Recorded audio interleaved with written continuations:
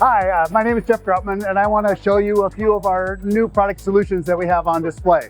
I'm going to start on this side where we have our newest FlexiNet controller. So we have a nice demo here that shows how with the controller we can include the connection to our safety scanners, and with our encoder see the speed, and in this demo be able to dynamically change the field. So if I rotate it, you can see how the fields can change along with the speed of the vehicle.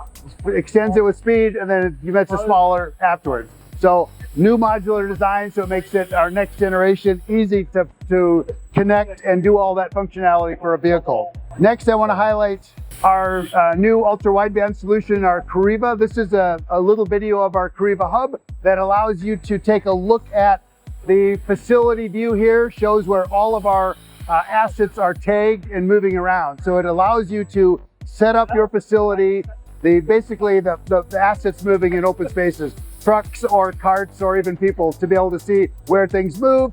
And then you can create geozones or automated calls to be able to see where things go and then get that information to your systems. And then third, on this side, I want to highlight the new Visionary with artificial assist with people detection. So you can see we've got this 3D stereoscopic camera.